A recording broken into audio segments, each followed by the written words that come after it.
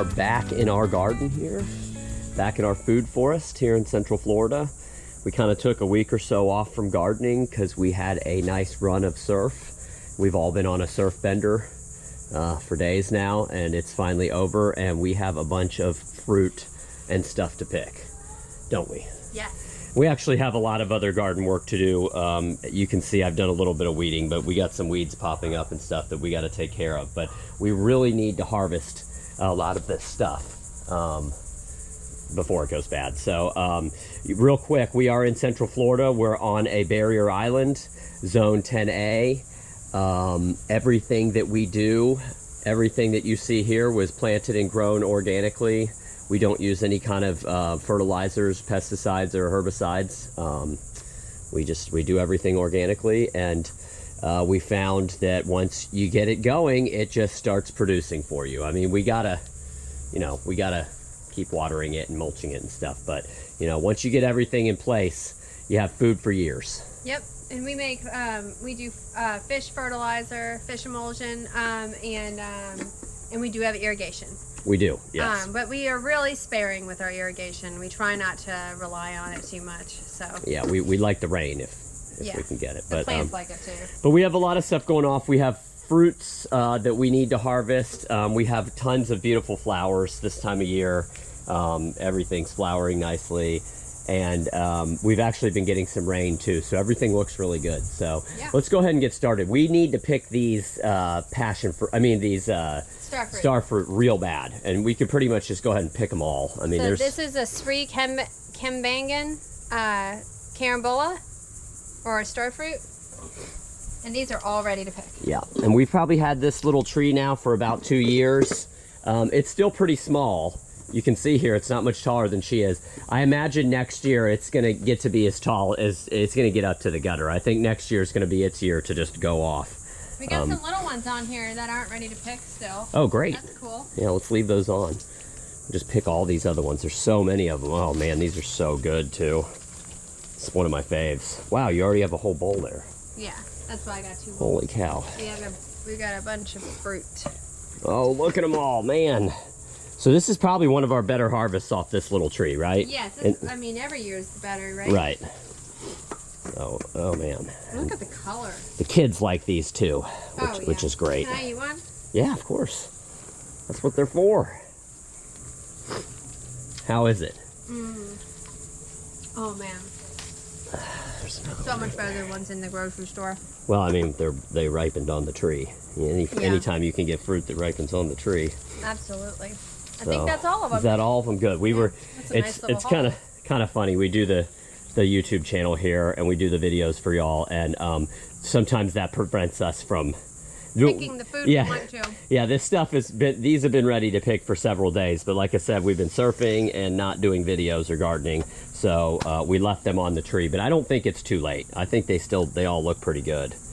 And we will probably gobble all these up. I don't know if we'll need to freeze any of them. No, I think the kids will. In the next 2 days, they'll be gone. Yeah. But you can see here, we have this carambola, and then we have a lot of other just ornamental stuff. We got some vincas and some buttercups and milkweed. Yeah, the buttercup right here, Cuban buttercup. We got some milkweed. I saw some, there's a monarch right there. Oh yeah, they're everywhere. Yeah, I saw one earlier. So we like to mix in tropical ornamentals with our tropical edible stuff too. So we have pineapples going off everywhere. In fact, I think we saw a pineapple right in here that's way overdue to be picked. Yeah, right here. In fact, it already snapped off, I see. It's just a little guy, but it will still be nice and sweet. Yes, it'll still be good. And then we have several varieties of bananas. We collect bananas. Oh, here's our Meyer lemon, our improved Meyer lemon. I don't know if there's any in here that are ready to pick yet. They're starting to yellow though. There's one down there that might. Nope, it's not quite ready yet. They're so freaking heavy. They're heavier than the tree. But I guess it's shaping the tree too, right? Making it kind of wide. But we have several kinds of bananas in here too. You can see here's the praying hands right here. And I think, didn't you say another one just went off right over here? Right up there. let's see, we have, these are Mona Lisas, I believe, right here. These are blue javas, and then we have some Mysores right here. And then, again, just we mixed in with this stuff. We have all sorts of tropical ornamentals. We have some tea plants in here, a couple different varieties. Some lilies, galangal ginger. I think we have another starfruit back here. So this ginger, we literally cut it to half this size like a month or two ago. Yeah. And it's already taking over. So we got to be kind of careful because this does seem to be a heavy feeder, taking a lot of nutrients out of the ground, and it affects the starfruit, the bananas. Yeah, so it does. We need to thin it out some for sure. Like I said, we have kind of a lot of gardening to do in here. This pretty flower on the coral plant, the coral bush. And Teddy said it had a fruit on it somewhere. Yeah, right there. here. Yep. It's probably poisonous. Right. I'm guessing. We have our variegated tapioca here. Again, we pop in pineapples everywhere. Every time we either buy a pineapple or grow a pineapple, we'll cut the top. Sometimes we'll just plant the top singly, and sometimes we'll cut the top into several pieces and then plant all of those. Here's our variegated buttercup. This was a freak thing, and it seems like it's becoming less variegated. I don't know. That's a new leaf right there. Yeah, and I'd say it's becoming more variegated. And they're look at this half one. and half. Oops.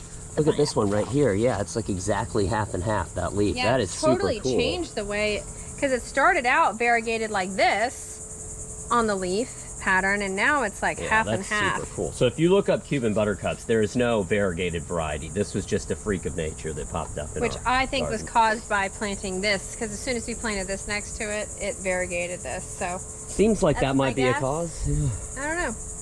But anyways, we have pineapples popped in all over the place here. We have some bromeliads popped into. We have a beautiful bromeliad flower somewhere over here. I'm gonna set this bowl of fruit Yeah, down. sure. Yeah, here's a beautiful bromeliad flower in here, covered up by this buttercup. And then we have the Cuban oregano. It's like a huge ground cover here. There's a sugar apple right here in a pot. And we have another couple sugar apples planted. I never got the to property. pollinating this. This needs to be hand pollinated. I did it last year and got fruit, but I forgot to do it this year, and it didn't get fruit. There's actually this wasp. You see that wasp flying around? There's a wasp nest on this guava right here, and I didn't say anything, but right when I started the video, one of those guys stung me in the arm. Oh. Yeah, it's all right. I bit my lip. Yeah, I bit my lip and kept narrating here. We've got but some little ruby guavas. There's another little one right there. so while we're on the topic of guavas, that's the next thing we need to do over here. We have a giant pink guava tree that is so loaded down it's blocking the entrance to the garage now. And there's, He has been such a good producer for us too. you can see they're so ripe they're falling off. Just Yeah, about. we've See, got this some, one's getting kind of some squishy. killed ones on the bottom. Yeah, you can smell the guava over here. We got Should I some. pick this one? This one doesn't look No, ready yet. would not pick that one. But I mean, this one's as big as a baseball, even bigger. Yeah, You there's can tell we got definitely rain. a lot of other like medium ones, which will give us another harvest. Yep, This has been such a great producing tree for us. it has. And you get fruit like basically the first year too. This is certainly one. Whoa, that might be the biggest pink guava I've ever seen right there. Hold on. Look at this one. Oh my gosh. I'm not sure I've ever seen one that big. Not on our tree, that's for No, sure. definitely not on our tree. Holy cow. Holy It's like smokes. perfect too. Look at Yeah, that. it is. Gosh, they smell so Wonderful. good. They do smell so good. You know, if you don't like the way they taste plain, like with the fruit, you can eat the seed. You can eat this whole thing. But Yeah, you there can are bite into some- it like an apple. There are some really hard seeds in it, so, or if there's something about the texture or whatever that you're not into, I love them plain, just eating them raw like this. But because they have like a piney flavor, but if you add it to a smoothie, it'll make the whole smoothie taste like guava. It tastes so good. Yeah, you can see some of them bit the dust down here because Yeah. we were surfing instead of picking fruit, but there's still plenty to pick here. And I think the neighbors have come over and picked some too. Some of these are just massive. They're getting huge. If they're slightly yellow, you can go ahead and pick them. All right. I would leave the green ones on for now. This one has a little yellow on it, but I would feel leave like it. It could keep going. Yep, I would leave it. There's one above your head up there that can be, not that one, right there. That one can be picked for sure. And then we can come back out in a couple days and pick the rest of them as they start to ripen. You can see we can barely get to the garage here though because... Well, picking this one, like the whole branch sprung back up. We can't even walk around in this area. Yeah, I know. I gotta prop this back up. I'll go, while she's picking them, I'll just give you a little view of what we have back here. We have some more bromeliads planted here along this walkway. And then back in here we have a couple more varieties of bananas. We have our moringa here, which looks like it needs to be pruned again. It's kind of falling towards the garage. And we just pruned it. We did just prune it. Yeah, we pruned it right here. We pruned it right there, and it's already, that's like a month and a half of growth up there. And then it's kind of covering up. I got to climb back in here. We have some longevity spinach down here.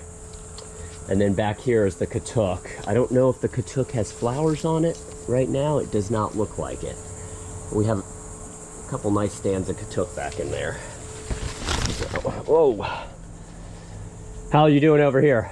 Good. So far I've got not that many. Okay. There's actually less. You know, I was like, I guess I didn't study this tree as much as I should have because I thought that it was like all ripe. Yeah, but here's one right here. A lot left. You can probably pick this one right here. Oh yeah, look at that one. That's a nice Saw that one.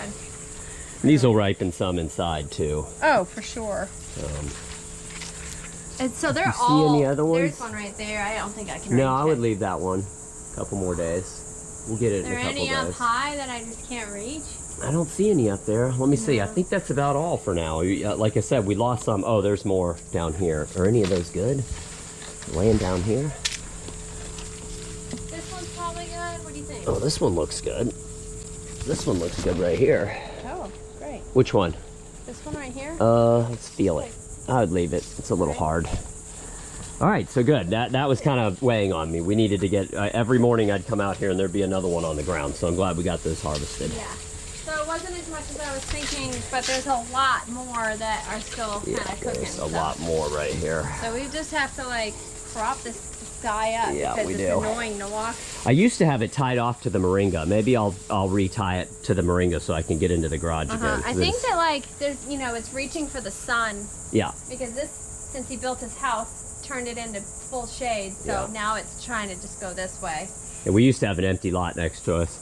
And then they cleared it and built a house. And there's been some advantages and disadvantages. We definitely have less critters. Rats and critters in the garden. And stuff. It's changed the dynamic of some of our gardens. Which I wouldn't really say is a good thing to have less wildlife. But sure, except for fruit production. With the food. Yeah. All right, right behind Annalisa here is our miracle fruit tree, and I think the boys already picked all the fruit off of it. We picked a bunch like a month ago. This is kind of an ever-bearing tree. Here's a dead one right here. They get little red berries this size. They're wild. They're kind of more of a novelty than anything. Oh goodness, look at this. I think these could be wrong. No, that's just weeds. No, that's weeds, yeah. Yep. But I remember my neighbor told me, because she gave me a little seedling of this, that once they get big and really start producing, you get so many volunteers on the bottom. Oh, okay, cool. So they are easy to We'll take some volunteers. Seed. So we got kind of a jungle going here. Sure. Like I said, we've got to cut it back some, but I'm glad that we're out here harvesting stuff. None of these bananas are ready yet. Let's, I tell you what, let's move on to a different part of the property and see if there's something else interesting to show or to harvest. Okay, we had to stop here because we have a collection of air plants, and we had some die because of the drought we had this year. But you also had some orchids in here. Did they all die? Here's an orchid. Oh, there we go. There's one right there. So these are just like Publix orchids that I get when it's buy one get one free. So I'll just get them and pop them in. But yeah, the dry early spring we had was a killer for us. But get some air plants. We need to do some more. I need to water that one. Yeah, we need to do some more rearranging here. But and then you can see we have a dragon fruit and a pothos vine growing up this too. I'm not sure. We'll probably take the pothos vine off of this, but maybe leave the dragon fruit. What do you say? I don't know. Like my only thing against having climbers on this one is the these were done so nicely. Yeah, they were. Yeah. And once you get stuff climbing this up, pothos vines. Yeah, it's gonna pop off all. It's gonna intertwine in here. And it's gonna happen anyways. Yep. Once they get older, they lose them, but. So I don't think there's anything to harvest in here, though. This is kind of just a bed we made here. You can see we've pointed this out before. We use brown coconuts as our liners, and occasionally they'll sprout. So this is a coconut palm that does not need to be here. We need to move it. Yep. In fact, we have about 20 of them sprouted along the property line over here that all need to be moved too. So here's another little bed we got with just some more tropical ornamentals. Oh, You know, show 'em. what you got? This lantana. We got this at a gas station. Behind the gas station. Behind the gas station, just like growing wild, and we popped it in the ground here, and it's doing awesome. This is one of the few plants we have growing on our property here in Central Florida that we can also grow on our property up in the mountains in North Georgia. Yes, these do really great in the mountains. I would say they do better. Yeah, that definitely. But I mean, this one's they die back in the winter right now. Yeah, this one's they're evergreen down here. Up in the mountains, they're not. But yeah, I mean, they're not like trees like this. Look at that. Yeah. That has like a woody. Yeah. There's all the kids' rash guards from our surf bender. Do we have any natal plums? I don't know. I'll walk around here and look. We have some tea plants, some dracaenas back here. We have a couple kinds of ginger. That's a variegated variety, and then this is just a plain variety. I don't think any of them have flowers on them right now. I don't think we're getting quite enough There's some sun. coconuts. Fell off one of our trees.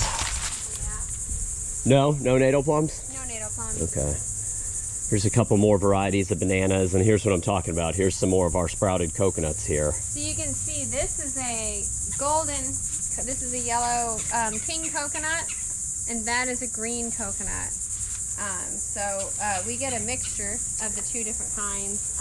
We don't really know the specific exact variety, but this one gets yellow coconuts. Mm-hmm. And they have better coconut water in them. Yeah, I would say we have several varieties of coconuts, and we don't know the exact varieties. But we got this staghorn fern up here. I guess I should have mentioned earlier on in the video, almost all of the tropical ornamental plants that you'll see today in our yard, my son and I got for free by we do another series of videos called The Plant Pirates, where we ride around our community on Landscape Debris Pickup Day and look for free tropical plants in people's trash piles. And we've landscaped almost our entire property with free plants. It's really amazing what we can get. Oh, there you go. What you got there? I got a natal plum. Let me see. That's not a natal plum.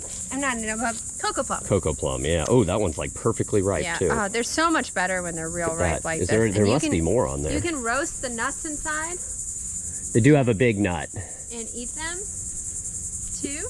This plant is, we're letting it go wild, but a lot of people hedge these and kind of use them as a hedge in their yard. It's a beautiful plant. Yeah. And it's a native plant, so it's good for the wildlife. It's good for the leaf cutter bees. Look at all the little circles cut out of the leaves. That's what those circles it doesn't are. hurt the tree, and it's providing habitat for the bees, so it's a win-win.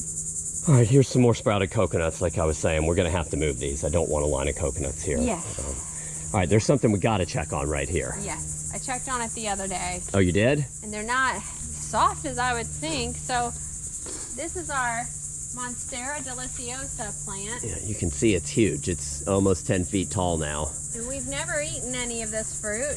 And we've been told that, you gotta be real careful eating it when it's ripe, and that these little scales on it need to be broken apart before you eat it. And even like sometimes you can only eat this part of the fruit, and you have to wait for it to break apart at the tip. So you gotta, or it tastes like, people say it's like fiberglass you're chewing. So you gotta be really careful, but apparently when it's ripe, it's like the most delicious fruit ever. So we already got a second round of fruit. Well, yeah, first let's talk about these. So how long have these been on here for? These have been on for over a year. I mean, way over a year. So, and then now we have new there's more fruits up here, and there's fruits here.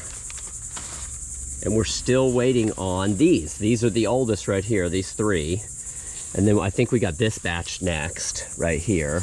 Part of me almost wants to just cut one of these and see if we can get it to ripen inside.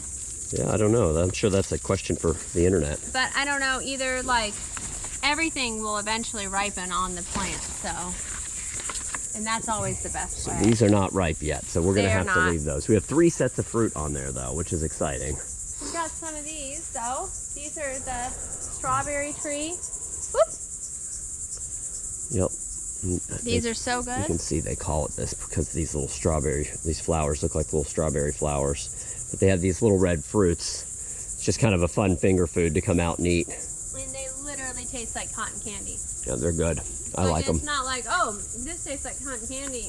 And you're like, oh, I guess it kind of does. Like, you don't even have to tell someone that. Yep, they're good. You eat it, that's the flavor.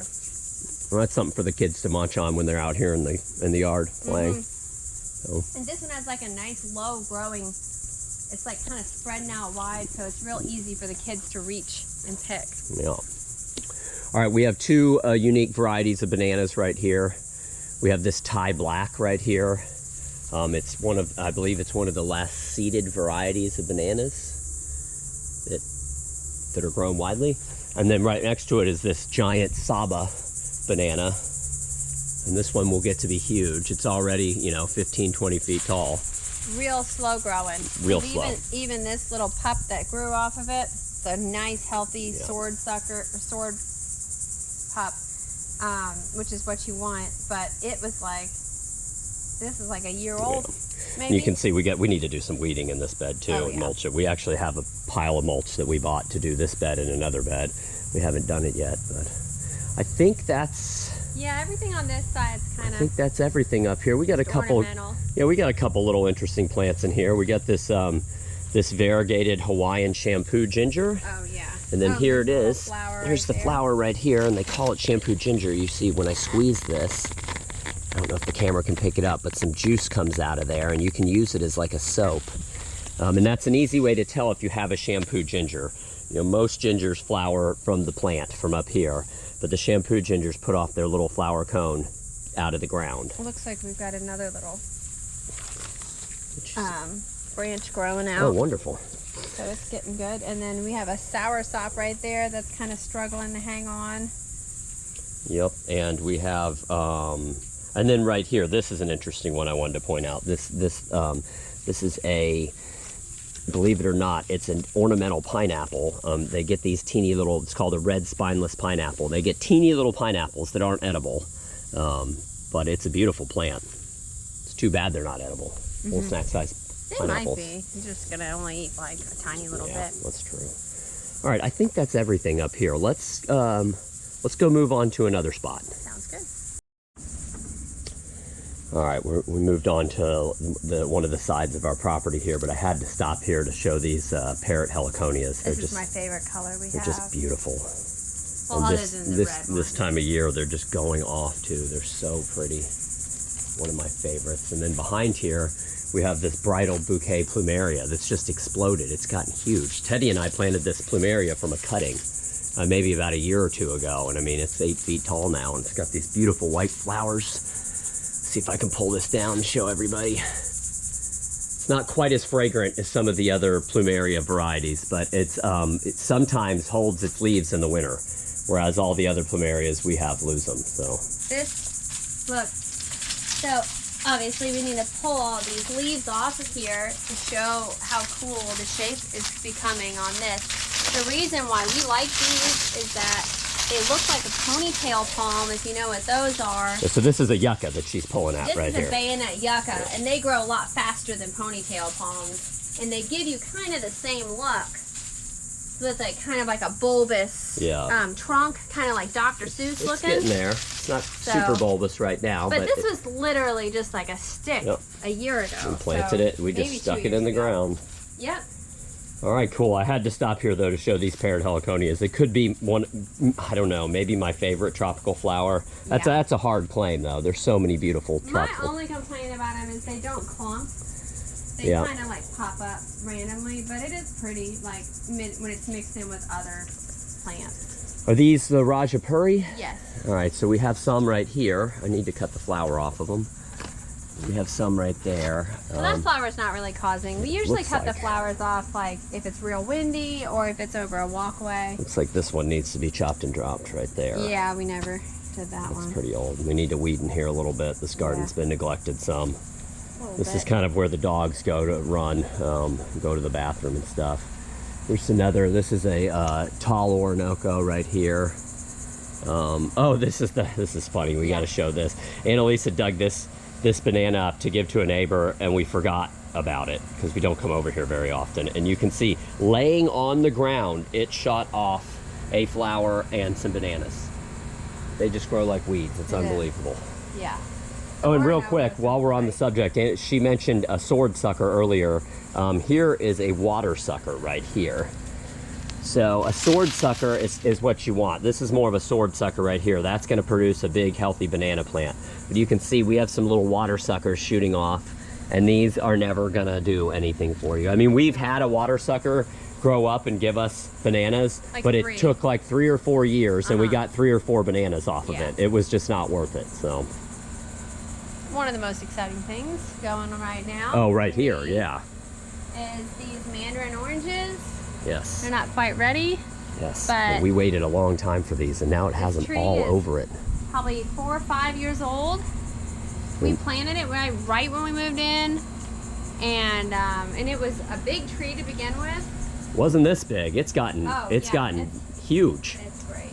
It's so healthy looking. It's so pretty. I mean, it might have been a 3-foot tall, sapling when we planted it, and now it's like a full size citrus tree. We need to do some research on trimming it, how we should trim it, because it seems kind of. Look, there's just like we got little fruit all up in here. All up in here. All right, I'm excited about that. I can't wait to get those. We eat lots of oranges. This is a black Suriname cherry right here. It gives us fruit like in the beginning of June.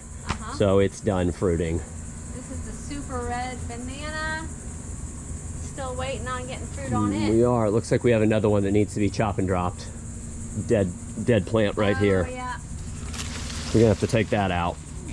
Work. I wonder if that one made fruit for us. And we just never saw it. That wouldn't be good.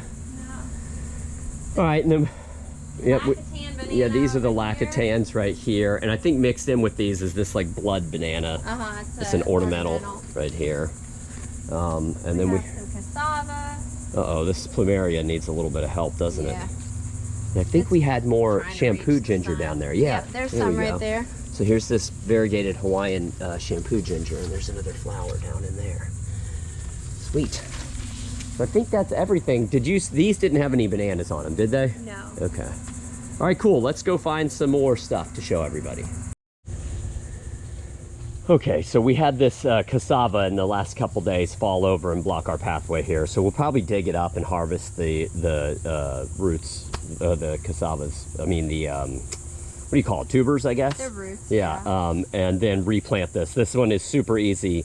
This will take from cuttings easy. So once we dig this up, we could also just cut it here and let this branch up. We could do that. And then put this. But then we can't get the food out of the ground. So we'll get the food out of the ground, probably replant this, cut it down there like she said, replant the base, and then cut this into pieces and then plant it everywhere. That's what we did. We have cassava everywhere from that. So, and then we got a whole bunch of stuff in here. It's kind of getting overgrown. I need to cut this back off my pool screen. But we have we have some lobster claw, heliconia. There's a couple different varieties of plumeria mixed in here, and some bananas too. Looking to see if there's any blooms on the. I don't think there is. I looked earlier. It's like a winter bloomer, but. I think we have. This is another sugar apple here that we did an air layer off the one that we showed you in the front. And then we have some leafy greens back here. It looks like that Okinawan spinach isn't doing very well. Did you see that? Trimmed back, I guess. Yeah. Let's see. We have another pink guava right here, but and again pineapples everywhere. Pineapples and bromeliads. Pineapples are bromeliad. The only edible bromeliad. But yeah, we have this Okinawan spinach right here that definitely needs some work, and we have some more katuk, stands of katuk back here. And then I'm going to step back here. Is there any flowers on this dragon fruit? No. None? There's one right there. Right there. Oh, yeah, look at that. And there's one right there, too. Oh, yeah, I was so looking hopefully, for yellow. It flowered once for us this year, and they didn't get pollinated, so hopefully those do. Or maybe we need to come out and try and pollinate them ourselves. Yeah. We just don't have the pollinators here. Yeah. Maybe because it's the beach, maybe it's the sprays everyone uses, but it's definitely not a problem we ever have up in Georgia.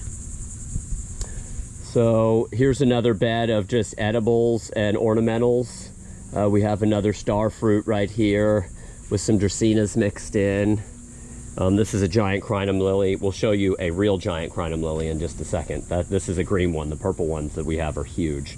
We have some more of this variegated Hawaiian shampoo ginger.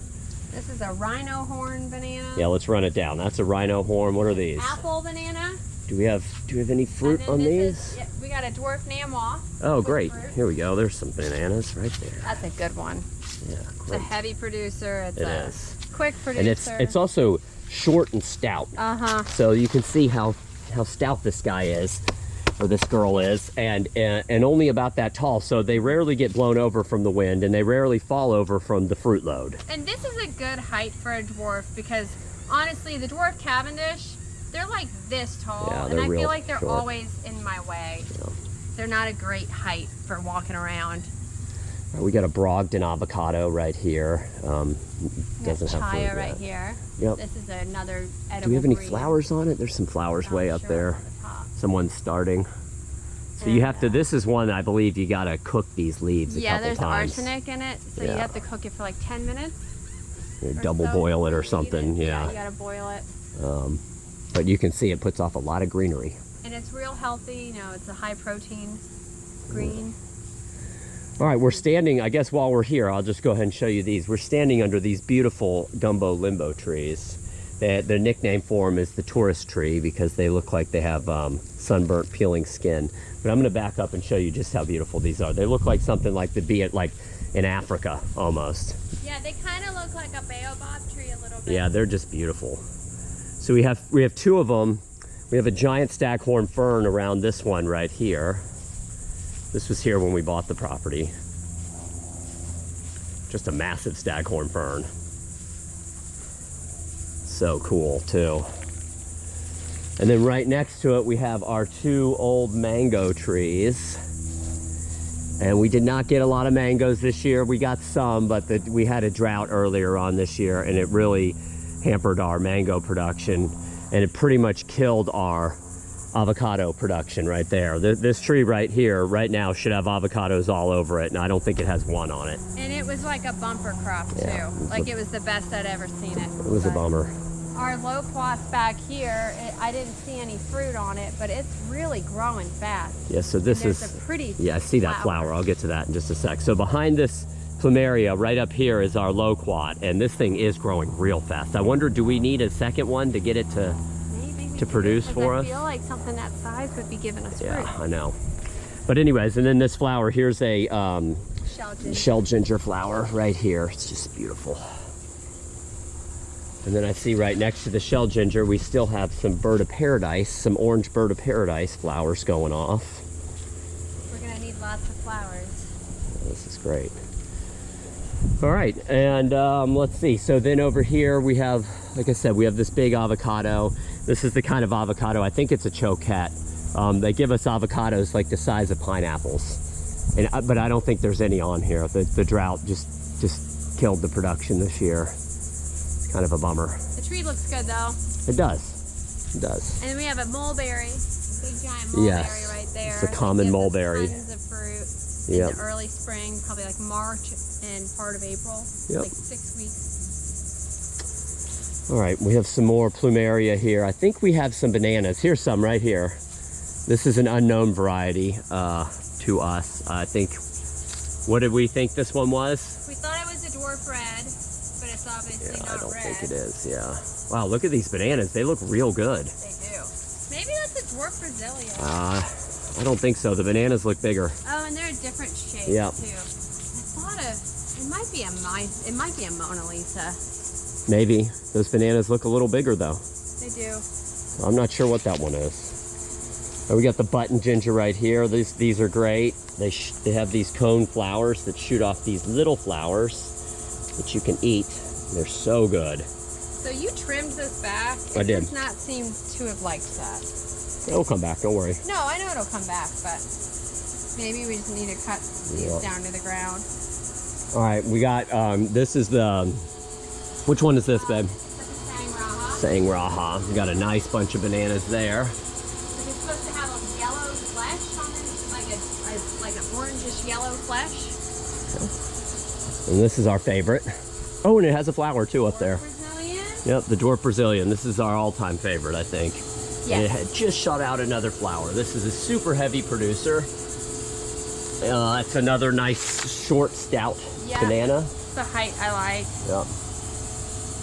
Oh, that is definitely a good one. And then through here is just kind of a pathway filled with all sorts of ornamental stuff. We got tea plants. India, variegated Song of India, which that grows from just putting cuttings in the ground. Yep. This is a beautiful, really happy red sister tea plant. I don't think that's a red sister. No? No. Do you think this is the Auntie Lou? I don't think so. It's a different variety. Okay. I'm not sure which. Yeah, we had, we did the research a while back. Yeah. Now we have this is one of our favorites right here. And This. then the pink diamond. Yeah, the pink diamond's one of our favorites right here. And it doesn't seem to be affected by the shade. Just love this one. All right, cool. Let's go walk down by the water and check on our coconuts and our sea grapes. Sure. All right, so we're down here kind of in our little coconut grove here. We got a lot of coconuts. These, so you can see these little coconuts palms right here we planted not even 4 years ago. No. And they're getting huge. Probably 3 years ago? Yeah, these right here, let's see, these right here in this corner, all these were that size 3 years ago. And now they're this big. Those were just planted as coconuts 3 years ago, and they're that big. And then we have a couple giant ones right here that are already putting off huge bunches of coconuts, you can see. And these are all brown coconuts. I don't see any green coconuts up in there. You can see we have a pile of brown coconuts that are now sprouting. We're gonna have to move that pile. These are brown too. Yeah, those are brown too. They're all brown. I don't see any green coconuts up there, which is a bummer. We like green coconuts for the coconut really, water. We're just lazy with the brown ones because it takes so much work. They do to get into them. We need to be better because the brown ones provide you milk, oil, food. But these coconut palms right here, what is this, 5 of them, we planted like from sprouted coconuts less than 4 years ago. So you can see just how fast they grow. Now we're also real close to the water here. Yes. The water table is really high here. When we get in full into hurricane season, sometimes we have just puddles, standing puddles in our yard. And I know the coconuts like that. That's probably what's helping them grow so fast. Sugarcane would probably also do well down here. Might, yeah.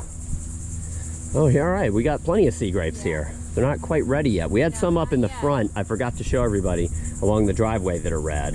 I really want to make jelly this year. Yeah, these will plump up a little bit and turn red. Right now There's a ton over here too. Oh, there's just tons of them. Look at them all. This is the year of the sea grapes. There's a ton on here. This one, the plant itself doesn't look great, but it's popping out tons of fruit. Oh yeah, it is. Holy cow! There's more fruit on here than Some green coconuts? there is leaves. Where? Those are brown. You think? Yeah. Okay. And when we're talking about, I know everyone's watching. If you're not familiar with coconuts, you might be saying, no, she's right, they're green. And we're not really talking about the color. We're talking about the age of the coconut.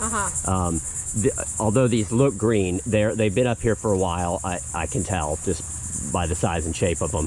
And so they're because of the scarring right there too. They're starting to get that crackle in it. Yeah. So green coconuts are great because they're easy to get into and they give you the freshest, yummiest tasting coconut water.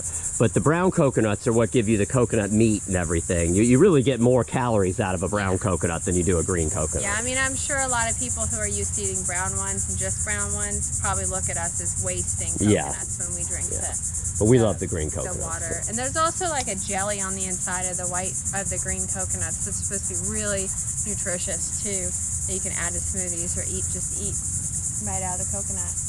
Nice. All right, see if I can find I think that might be everything. I want to let's just go out and talk about your your clams real quick. It's kind of murky. It is murky. Yeah, we're not. See if I could pull an oyster up because the oysters that died last year, we had a fish kill that killed all the oysters we were growing, unfortunately. But I took all the dead oysters and put them underneath this mangrove here, and we got baby oyster spat on all of it because they like to stick onto like an oyster shell, a dead oyster shell. And so now they're kind of starting over. We got babies going. So what we're doing here is we're volunteers for the Restore Our Shores Foundation and the Brevard County Zoo.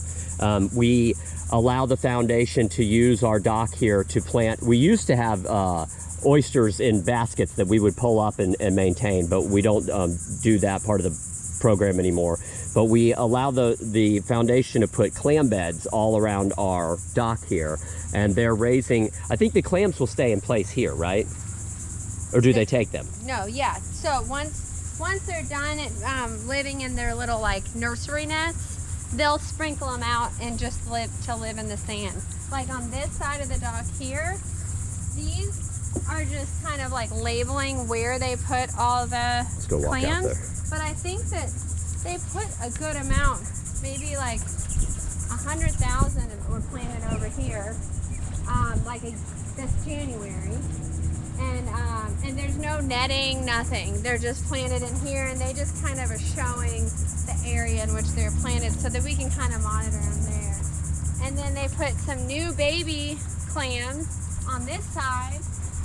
They did I think it was 50,000, or maybe not that many. It was, Real quick, I guess we should have explained, why are we growing oysters and clams? so oysters and clams filter the water in the lagoon, which is part of the reason that the Indian River Lagoon gets these fish kills and everything, is because of all the development here and all the concrete, the impermeable surfaces. So every time we get lots of rain, it brings too much fresh water into the river, which causes algae blooms and all that kind of stuff. I think to add to it too, the lagoon was overfished in the 70s and 80s, and all of the natural oyster and clam beds were just taken. And that's also what killed all the seagrass, because the seagrass grows within the clam beds, and people were literally dredging out the clam beds. Yeah. So these are babies over here. This is a clam nursery. They just pulled the nets. It's hard to see. You can kind of see the dark areas where the bags might be, or that could just, I can't really tell. The water is so murky right now. That might just be seaweed or something. I think that's the clam. Okay. Seems like it's clearing up just right now. Yeah, a little. Sometimes this is crystal clear. But anyways, so this was done the way that they've been growing them in a net that's a bag that's enclosed. But they didn't have the best luck with the enclosed bag for some reason. And so this, where you see the 4 posts out there, is a experiment that they're trying to see if they have to put it in those bags. So instead of putting in the bags, they put them right on the sand, and then they put a net, like tarp, over the top of them to protect them from predators. Cool. So yeah, so we're hopeful that, you know, us along with a bunch of other volunteers can maybe make a little bit of an impact on the water quality here. I mean, we're doing barely anything. Some of these volunteers spend hours and hours. Some of them are paid, they're not volunteers, but some people spend a lot of their free time working on this project, and there's a lot of good people. And the oysters really do take putting time into it. They do. The oysters, yeah. The clams are a little bit easier because they just go in the ground, and then we're supposed to kind of keep the area clean, get in here and sweep it off and stuff, but there's not a lot to it. The oysters we used to have in hanging cages that we'd have to pull out every so often to mimic low tides, and we'd have to clean each oyster, clean out the cages. So keeping the barnacles off is really a big deal. But so worth it, because if we can help clean the water with something that is natural, like oysters, that's a solution, I think, especially since this area used to be full of clams. And oysters. Yeah, so we've talked to people. We've only been in Central Florida for about 10 years. We have neighbors and friends that have been here for their whole life, and we've met some people. We met one guy a couple neighborhoods up. We went trick-or-treating with him a couple years ago. He used to actually be a oyster farmer, an oyster harvester. And he talked about how our specific properties right here used to just have oysters all over the place, and they're not, I can tell you for a fact, they're not there anymore, because we can walk around out here barefoot, no problem. Well, the clams you can walk around. The clams, yeah, but the oysters, the oysters you can't. I'm not sure if the oysters are naturally on this side, or if they're more in like the rivers and like St. Sebastian. Yeah, right. Because of the tide issue. Because we do have a micro tide You know, in some places like Charleston, the tide is huge, so it lends itself better to the oysters, whereas ours is this time of year, between high tide and low tide on our seawall is only a couple inches. You're not talking feet of change. So this is actually looks like well, I mean, probably from here it looks like a lake. It looks like a river, but it's actually a lagoon. The difference between a river and a lagoon is that the direction of the water flow is largely dependent on the direction of the wind. So right now you can see the water looks like it's flowing right at us, which would be east. A lot of times, most of the time, the water looks like it's flowing north instead of south. And it's again, it's just all dependent on the wind. So yeah. But all right, cool. I think that's about everything. Hey, I was thinking there'd be more guavas to harvest. I was kind of hoping we'd have more green, or we'd have some green coconuts, but we don't have any right now. They're all brown. So, but we did get some good fruit, and I think now we actually have to go do the hard part, which is weeding, mulching, pruning, and everything else. So, and I know the kids still want to go back to the beach too. Yeah. There is still a little surf left out there, and the kids have a friend sleeping over, and he's just obsessed with surfing. So, and we want to fulfill that. Yeah.